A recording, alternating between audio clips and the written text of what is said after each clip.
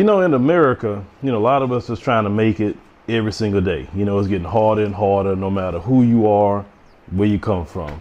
But, for us, we focus on the African diaspora, black people all over the world. That's what we do. That's our model. That's not going to change no time soon. We will engage in every kind of content, for us in the community. But as I sit here right now in Cape Town, South Africa, I was actually in Johannesburg. We came to Cape Town as of yesterday. As I looked at the money, we are the only group in America who's reminded of our traumatic experience in America daily. And the one way that we're reminded of our traumatic experience in America daily is through money. Now, I'm holding 50 South African Rand right here, and you can see the great brother Nelson Mandela on the money. And of course, on the back, you got, the majestic lion. Well, when South Africans look at their money, they look at a freedom fighter, they look at a hero. What do we look at when we look at our money, brothers and sisters? We look at George Washington, slave owner. We look at Andrew Jackson, slave owner. In our country, we look at Confederate statues all over the place of people that were slave owners, pedos, the worst of the worst. This is what we have to look at to be reminded daily of our trauma and what we have dealt with. It's not just the George Floyds and anyone else. It is the daily trauma that we are reminded. No other group in America is reminded of their trauma daily. See, psychologically, black people are being engaged in warfare every day. No other group in America got to look at people that traumatically harm their people for hundreds of years. Nobody has to do that, right? Now, for me, it's better for me to look at Nelson Mandela every day on some money than look at Andrew Jackson. Because at least when I look at Nelson Mandela, I'm not reminded of slavery, not whatsoever. Now, another reason why we have issues and problems in America is that we are in a country that we don't see black people owning much and don't control much, not in the government. Now, I know in South Africa they have certain issues that came, coming out of apartheid, but let's call it what it is.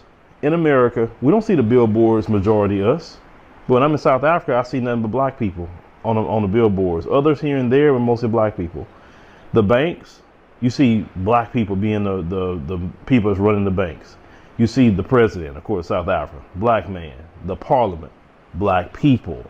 That's actually, right for us to see. In America, we live in a land that we don't have no representation like that. And then if they do have some representation for us, they have to be bootleg, sellout, bootlicking, yes, bootlicking, black people.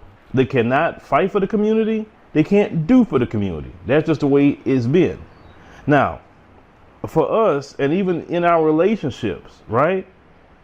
The majority of the jobs are going to be provided for and ran by black people. That has an effect even on your personal relationships with your woman. See, in America, the majority of the jobs is provided for by them folks. And them folks have a system that circumvents the black man in his provision. For instance, if they don't want to be with you for whatever the reason, and they get in hard times, they can just go to the government. Now, in South Africa, the black man is respected. And if they get in trouble, they can't just go run to the government. They got to make sure and think about what they're going to do before they make certain moves that change their life, like babies, etc. The disrespect of black men is not here. Black men are honored, black men are revered, black men are respected, period. Now, of course, no country is perfect, but I'm talking about in relation to us as, in America and what we deal with, about our traumatic experience. We always looking at, the race soldier. Listen, when I'm here, I'm extremely relaxed. You people have told me in certain videos, man, Phil, you look very relaxed. I'm very relaxed here. Very, very relaxed. And, to all you black folks that always like to be saying, I ain't going nowhere. Nobody wants you here. I keep telling you that. My message is not to you. None of my messages is directed to you. It's directed to black people that say, you know what? I'm not going to spend my whole life fighting with a group of people it's just who they are. Let me tell you something. When I travel and talk to people, The same things they did in America is the same things they did in South Africa, the same things they did in Kenya, the same things they did in Ghana when they was colonized, the same things they did in Nigeria. These people are the same everywhere they go.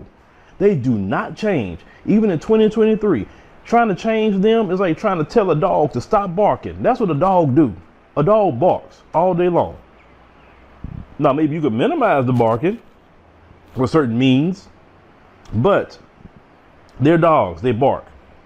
Another thing I tell you, brothers and sisters, why it's good to even come out here, because some of you try to judge the African continent based off of West Africa. And listen, every African country is different, so I don't want to say West Africa as a whole. It wouldn't be right for me to say that.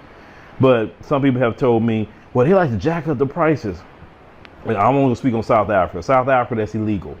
If you jack up the price on somebody and it's reported, they get charged for that. They go to jail. Racism is illegal here, okay?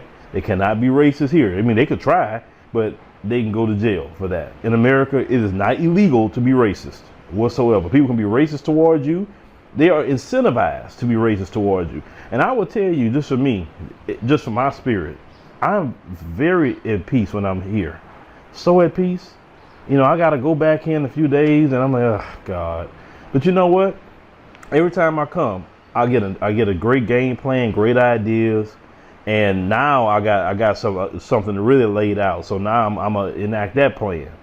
Now, of course, when some of you are talking like me and thinking like this, they will say, well, why haven't you went yet? But them people are like gnats and trolls. Let me tell you something. I've been to South Africa for about a week.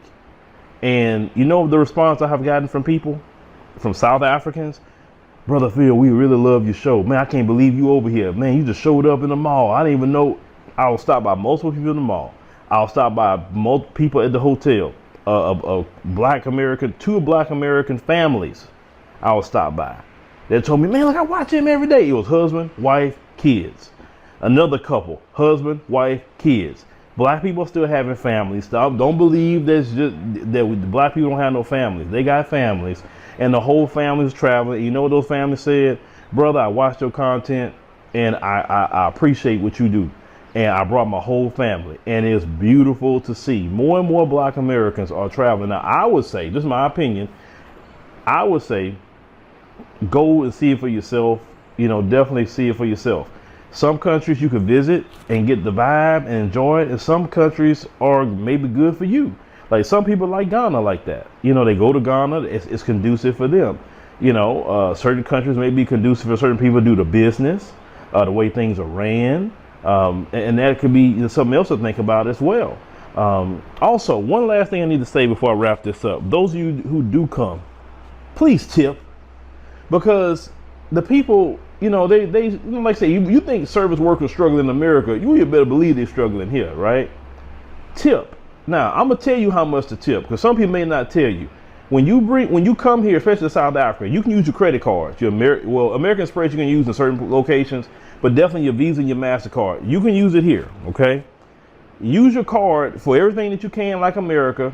Get cash, and use it to tip. Now, the average tip that I would say to tip people, whether it's your service work, all your service workers, your driver that you have, give them at least a 300 to 400 Rand tip. I would say that much, 300 to 400 Rand.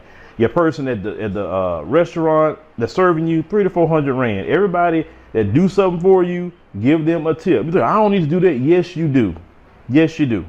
If you're helping your brothers and sisters out, and 300 to 400 Rand is not no money in American dollars anyway. Okay, it's really not.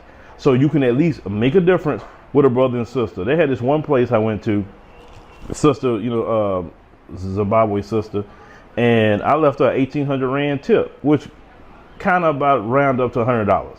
I mean, you should have seen the way that sister responded to that, because people don't, when I was told that's like 2 weeks worth to almost 3 weeks worth of money for them, what we gave, right? But I'm like, look, the sister did a great service. The bill wasn't high or nothing like that. Why can't I help my sister? You know what I'm saying? When she did a good job. Another brother, we gave, nice tips too. You should see how happy they are. You know what I'm saying? Because we come here, we need to be a blessing too. I give big tips at times in America, decent tips in America. Sometimes I've had $20 bills that I've given, good tips on, right? because I understand how it is for service workers, and they go through a lot. So now, if you the type, well, that's their job anyway. They just, you know what? We'll cook at home. Just cook at home. I can't stand people like you. Always complaining about something. Cook at your house. You ain't got to get nobody anything. You want somebody to serve you hand and foot. You don't want to tip anything. You leave nothing, or you leave $5. You ought to feel ashamed of yourself for doing some crap like that. But so when you do come, like I said, just tip the brothers and sisters. It doesn't cost you a lot. So understand, we need to, no matter what people tell you in America, because they got many people want to hold you in America. Many. Calm yourself, because all the people that are doing that talking about America, talking about we did this, we did that, they're not helping you, they're not paying your bills, and they're not going to be there when you get in trouble. That's the only thing I say. Think about yourself, thinking about your family and what you're going to do. And just come on yourself, like I said, but we don't need to be reminded of our trauma daily. Because like I said, that weighs on our mental health. So brothers and sisters, let's just want to leave this message. Like I said, since I'm here, I got to get up and go. Family ready to eat and everything. But yeah, y'all stay, blessed, and we'll see you in the next one.